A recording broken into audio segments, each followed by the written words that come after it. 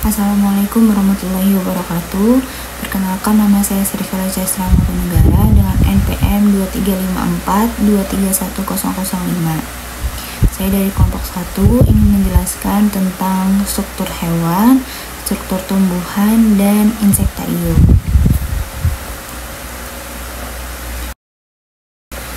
Jadi, di struktur hewan kita akan menjelaskan bagian-bagian pada struktur hewan dan struktur-struktur pada tubuh hewan.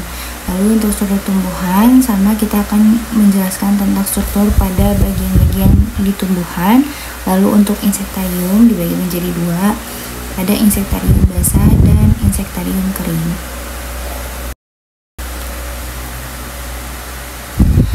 Baik, yang pertama itu struktur hewan. Apa sih struktur hewan itu? Struktur hewan merupakan salah satu mata kuliah dasar utama dalam mempelajari struktur anatomi perkembangan tubuh hewan, vertebrata dan avertebrata.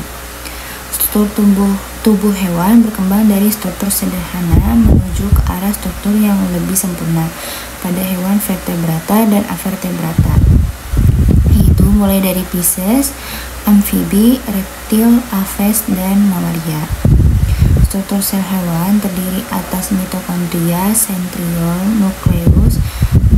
nukleolus, kromatin, ribosom, retikulum, endoplasma, mikrotubulus, membran plasma, vakuola, sitosol, selaput inti, badan Golgi, sitoskeleton, lisosom, dan peroksisom. Jaringan dasar pada struktur hewan meliputi jaringan epitel, jaringan ikat, jaringan otot, dan jaringan syaraf. Jaringan epitel adalah jaringan yang tersusun atas sel-sel yang sejenis yang melapisi atau membalut permukaan luar tubuh.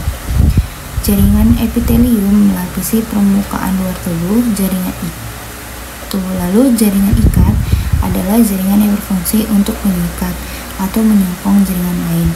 Jaringan otot adalah jaringan yang dapat melangsungkan sebuah kerja mekanik dalam tubuh. Jaringan syaraf memiliki fungsi untuk menghantarkan impuls atau rangsangan. Tadi sudah dijelaskan ada hewan vertebrata dan hewan avertebrata. Jadi yang pertama kita akan menjelaskan tentang hewan vertebrata terlebih dahulu. Apa sih hewan vertebrata? Hewan vertebrata adalah subfilum dari chordata, mencakup semua hewan yang memiliki tulang punggung belakang yang tersusun dari vertebrata. Hewan vertebrata terdiri dari anjing, kucing, gajah, harimau, kelinci, ikan, marmut, dan hewan yang bertulang belakang lainnya.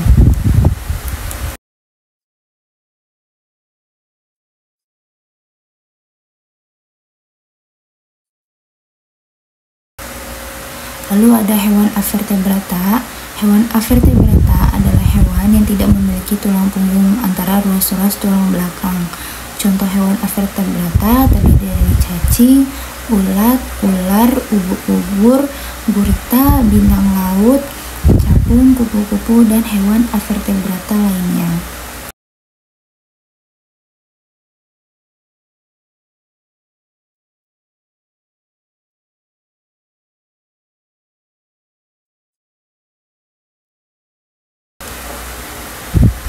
Lalu yang kedua itu ada struktur tumbuhan.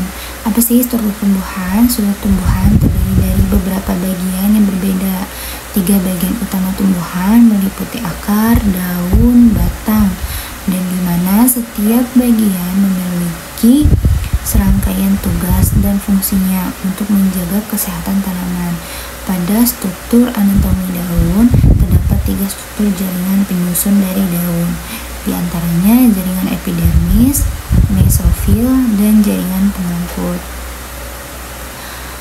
Daun memiliki epidermis pada bagian permukaannya. Bagian permukaan atas yang dinamakan adaksial, pada bagian bawah permukaan dinamakan abaksial.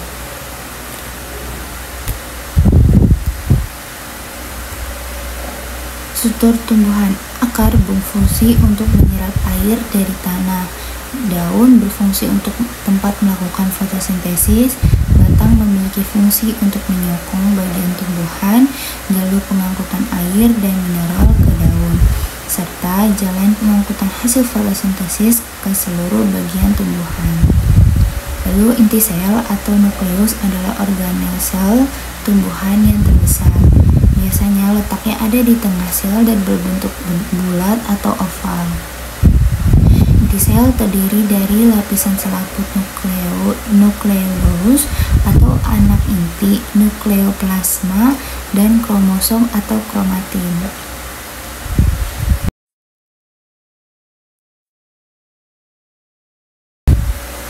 Lalu, stomata ialah merupakan salah satu modifikasi epidermis yang biasanya berada pada bagian abaksial. Struktur stomata dapat mempengaruhi cara kerja atau keaktifan stomata selama proses fotosintesis. Semakin rapat stomata, proses buka tutup stomata bisa semakin terhambat. Kerapatan pada stomata dapat diketahui bisa berpengaruh terhadap jumlah CO2 di fiksasi tanaman, yang dimana nantinya CO2 tersebut digunakan sebagai bahan mentah fotosintesis.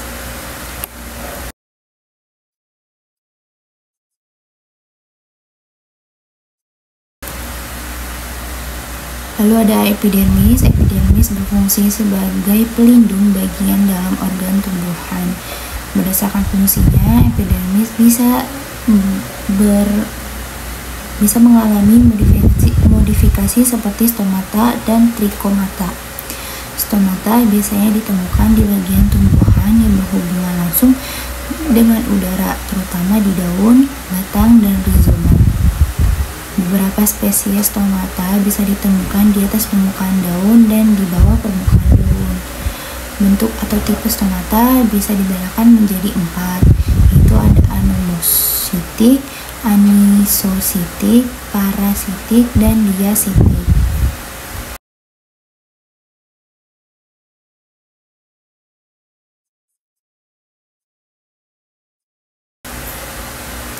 Lalu materi yang ketiga yaitu insektarium.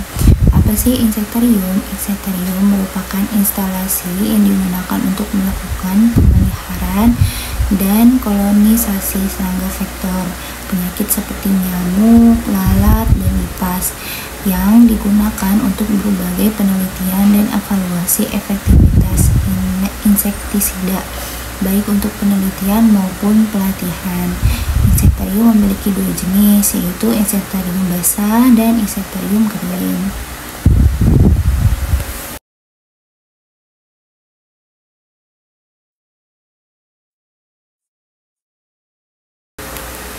Lalu kita akan membahas tentang proses dan bahan untuk insektarium basah dan kering.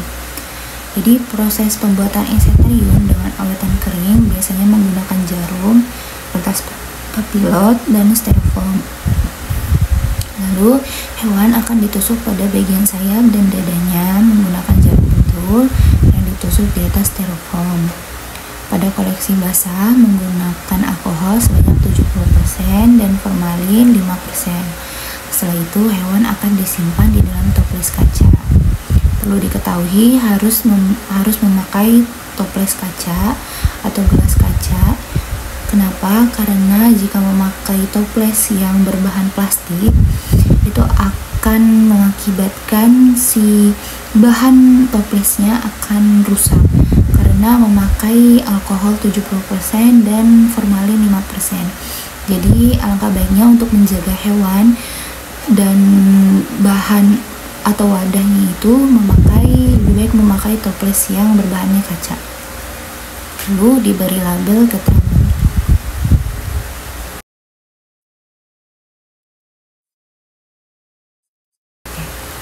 Insektarium memiliki beberapa manfaat, salah satunya untuk mengetahui lebih dalam dan mendetail pada pembuatan awetan basah dan awetan kering. Selain itu, kita juga dapat mengetahui apa saja ordo pada serangga dan morfologinya. Dengan adanya pengawetan pada serangga, baik awetan kering ataupun awetan basah, kita dapat memiliki bukti hewan serangga. Jika serangga tersebut sudah punah, insektarium dalam hal ini berfungsi untuk pemanfaatan serangga yang hidupnya singkat. Oke, baik, segitu saja penjelasan tentang struktur hewan, struktur tumbuhan, dan insektarium dari saya. Ini merupakan video perbaikan dari praktikum biologi. Saya Sri Viola Cestra, pamit undur diri. Kurang lebihnya mohon maaf jika ada salah kata atau salah penjelasan, atau penjelasan saya yang terlalu terburu-buru. Wassalamualaikum warahmatullahi wabarakatuh.